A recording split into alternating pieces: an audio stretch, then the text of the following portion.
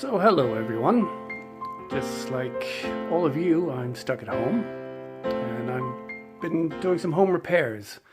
And as a faux finisher and a muralist, I thought I'd post some things and it might inspire you guys to do some work at home. The hardware stores are still open, so you can still get paint and things like that. So what I'm going to do is take this nasty old fireplace. You may have seen these things.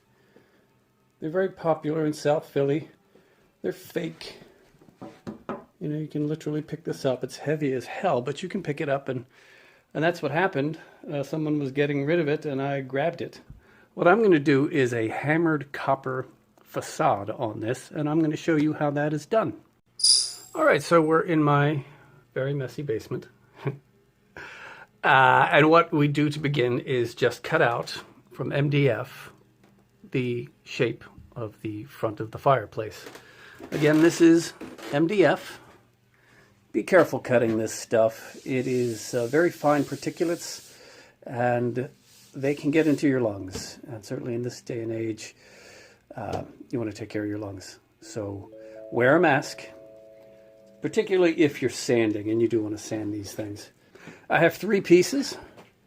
There's the left side of the fireplace, the right side of the fireplace, and the middle. What I've done here is taken the raw wood and I've taken a primer and added some sand to it and some color, because what that will do is give you some bite for the next coat that goes on here. MDF is notoriously very, very smooth, and you want this next coat to grab onto it. When you're brushing this stuff out, you want to do what is called cross-hatching. Forgive me, I've got the camera in a way that is difficult to see. But cross-hatching is just this. You are going in an X shape. So don't just go up and down or side to side, but think of X's. Just do, do, do, do, do. All right, so here we are with all three pieces primed. And I'll show you what is next. Very simple. Anyone can do this. Truly, anyone can do this. All right. All right, so I have my paint additive, and my spackle in a fairly large bucket. This can get messy if you're using one of these mixers. And now it's just time to give it a mix.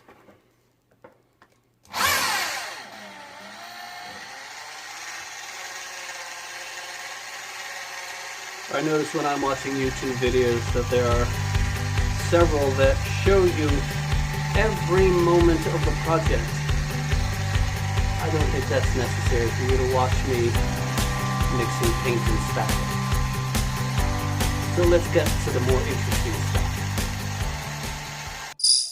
So through the magic of technology, we are finished mixing. And what we have is a concoction roughly about the thickness of cake icing. Don't lick the spatula. And we're going to apply it with a trowel. If you do not have one of these trowels, you can use a regular putty knife. All right. Another tool that we're going to be using is a stipple brush. You can get these at Lowe's. They're only about $13. But if you don't have one of these, you can also use like a car waxing or a car washing brush. That'll work just fine. All right. So how we're going to apply this is just put a little bit onto your trowel. And you're going to do a scratch coat.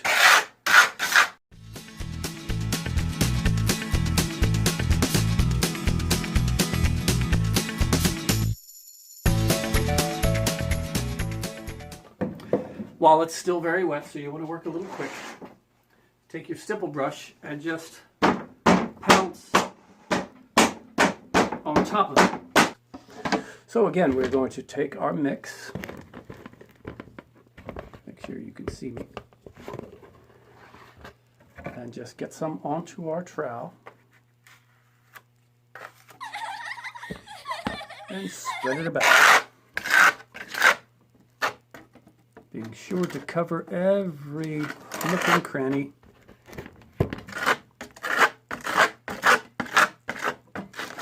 all the way to the edge. You don't have to be too neat because we are going to be sanding this when it dries. So just really get it on there.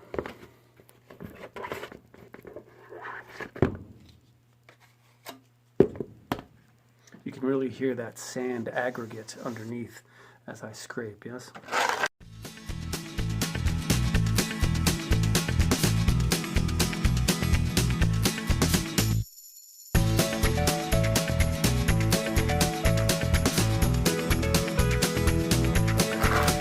Careful about stroke marks if you get a real obvious one like I just put in there. When you go to sponge it, that will still be seen. So you don't have to be real particular, but just try and get it somewhat smooth. The more random you can be, the better. So work quickly. It is your friend. And again, you take the stipple brush or your car wash brush, whichever you're using, and randomly go over the entire surface. Straight up and down. I'm going to raise these beautiful points. And I believe you can see here. Yes? Beautiful. And just cover the whole thing. Straight up and down, rotate. What you don't want to see is individual round circles. So move around, rotate your wrist as you're doing this, but it is straight up and down. Cover the whole thing. Don't worry too much about the edges. Just make sure that your paste goes all the way to the edges. And this is what you end up with. You can already begin to see how this is going to look like hammered copper with a paint technique on top. It's really lovely. It's going to be fantastic. After your mixture has thoroughly dried overnight, you want to give it a good sanding just to knock down the high points until you can comfortably run the back of your hand over the surface without discomfort. Don't completely smooth it. We still want those divots, but you don't want those real high, nasty points that are uncomfortable to touch. So now we get to my favorite part, the painting. I'm going to put a base coat of just paint that I have lying around, really. Being a muralist and a faux finisher, you can imagine I have a lot of leftover paints. So what I do is I'm just going to take a bunch of metallic paints. You can see I have several of them. You will note that these can be very expensive. If you go online, Ralph Lauren has some. There's a company called Modern Masters that has some. They're very expensive. They're about $54 a gallon. You don't need that. You don't need to spend $54 on expensive metallic paint. So what I'm going to do is just mix up a bunch of leftover metallic paints, and I'm going to roll it out with a weenie roller. Yeah, weenie.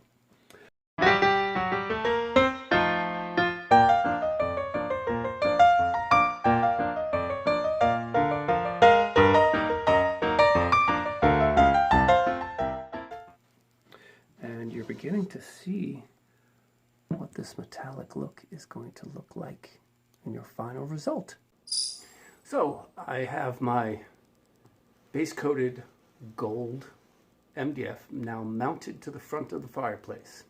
I don't think that's anything you actually need to see me do. I just use Loctite straps and clamps, and it is well and thoroughly adhered to the front of the fireplace. Now I'm going to show you how to do the metal banding. For an authentic copper look, you need to have the metal banding that goes around all the edges. So the exterior, the top, the sides, and here. Usually about an inch thick of metal banding. And then inside of that, it is up to you to choose artistically where you would want the other banding to go. As you can see, I've already delineated some lines for me. But you choose where you want your banding to go. So I have in fact decided on a 1-inch banding. And in order to achieve that look, you could take a million different measurements of 1 inch and 1 inch on each side. But that takes a lot of time. Insider baseball, you can put one mark at the top, one mark at the bottom where you like that banding to be, then take a 1-inch roll of quick release painter's tape and run it along that line, and you'll get a nice clean straight line. And then take some 2-inch tape, or at least 1.5-inch tape, and run it on the outside of your 1-inch tape and the inside of your 1-inch tape, and then simply remove, easier said than done, the center piece, and you have an exactly 1-inch masked off, ready for spackle banding. So, a little insider tip for you. It'll save you a lot of time. It's easy to get lost in all this tape, so stay focused. Do one thing at a time when you're working on this. You will find very often that your tape intersects with another cross piece, like this giant number 4 right here. So, remember what the end result is, that all these bands join together. So these inside pieces you're going to want to remove just with a straight edge and X-Acto blade, and just pull that out so that when we fill all this with spackle, it will look as if these bands are actually joined. That wasn't a perfectly straight line there, but there we are. So I have all the straight lines taped out. The curve can be a little tricky. Now you can use your 1-inch tape and bend it ever so slightly, but that can be time consuming, only because it is a curve and you're going to be doing these little minutia adjustments. But you can also just take a compass, bring it out to the 1-inch mark, and then run it along the edge, and you'll get a perfect 1-inch line here. And that will save you a little bit of time as well. And then you would simply take your 2-inch tape and run along that line. When trying to bend tape, it is best to use small sections. Don't try and do the whole thing in one big fell swoop. Use small sections and just go very slowly. You're going to be folding the tape back on itself as you work your way around your line. So you can have a lot of wrinkles. Don't worry about that. All we need firmly to the surface is the edge right here. So there's a lot of little folds as we go. So you have it all taped out, a nice little curve here. Again, you want to clean up your intersections by just taking a straight edge and scoring, and then pulling up those interior pieces so you get a nice clean intersection. And what you're left with is a beautiful banded area, which is ready for our next level. Another trick for you is take your 5-in-1 tool and just scrape down every interior edge, particularly this rounded stuff. You really want to mash that in there so that the spackle does not bleed underneath it. All right, so now we're ready to apply our original texture coat. It's the same stuff that we used earlier for this texture. It's the spackle, the paint additive, and a little bit of paint, right? Remember this? And we're simply going to fill in these lines. So give your mix a good stir before you begin, and then just fill in.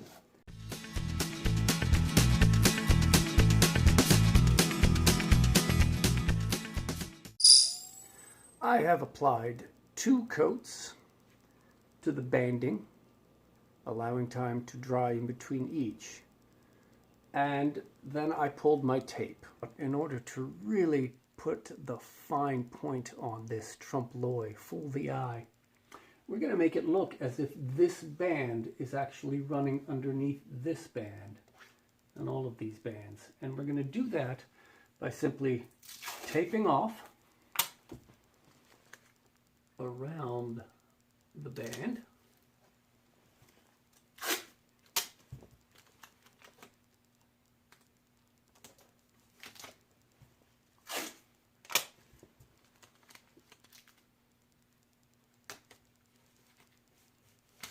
and then applying our paste in that little square to build it up. And that will really add that nice finish, that trompe-l'oeil that we are looking for.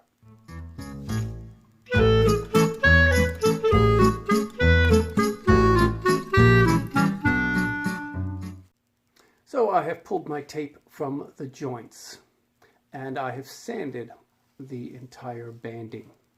A little trick for you is when you are sanding your banding, I want you to think about this being the top piece.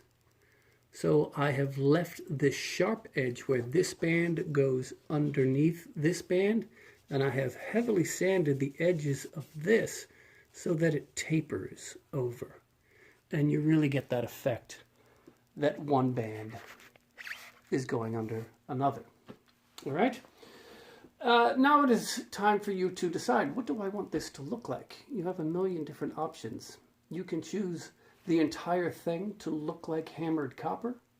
You can choose the whole thing to look like hammered iron, or both hammered copper panels with iron banding, which is the option that I have chosen. Now we are ready for some paint. I have some copper colored paint that I'm going to brush out on top of this gold that I have as a ground, and then I'm going to take my stipple brush that we used to get the three-dimensional texture and go over that wet paint so that some of this gold shows through. Actual copper has many layers to it, many colors in it, so I want a little bit of this gold to show through. Let me show you how that's done.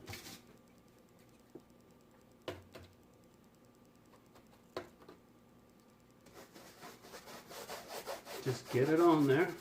Make sure you cover every nook and cranny right up against the banding, into the corners. Do an entire panel. And then take your stipple brush and just pounce.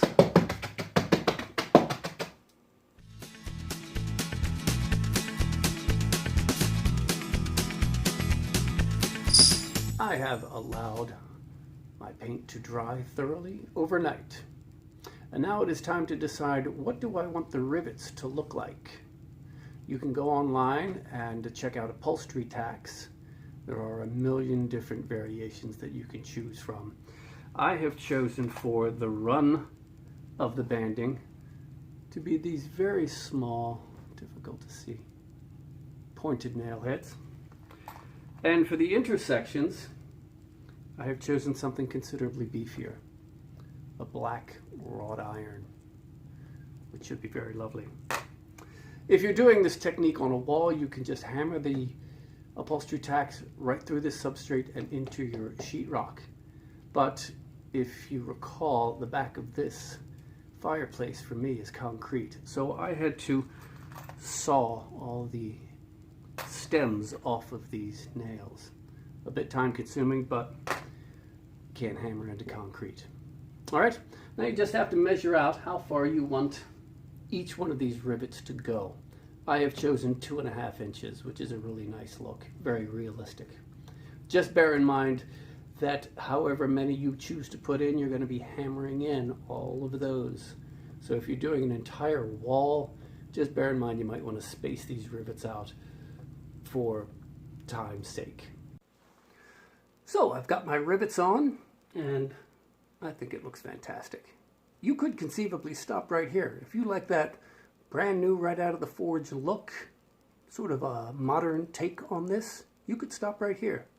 But I would encourage you to put on the glaze.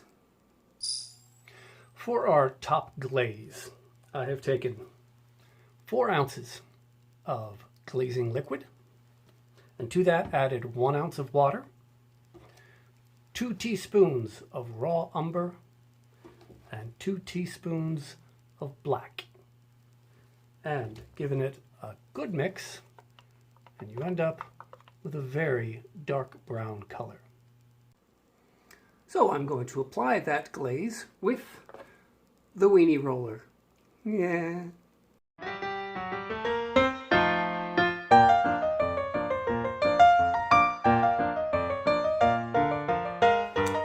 And then you are going to take some shop towels, anything that's not going to leave pieces behind, and ball it up so that it becomes a pad, something fairly flat, and just buff off.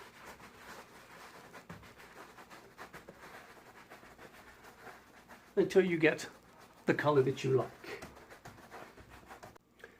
I like to come back in to the corners where dirt would build up and just add a little extra around the rivets, corners, and then just lightly buff it off so that it remains in the corners,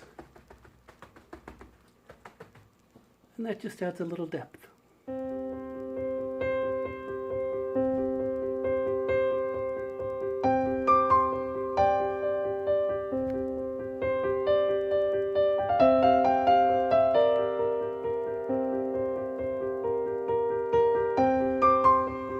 And there you have it. Next up, wood grading the mantle.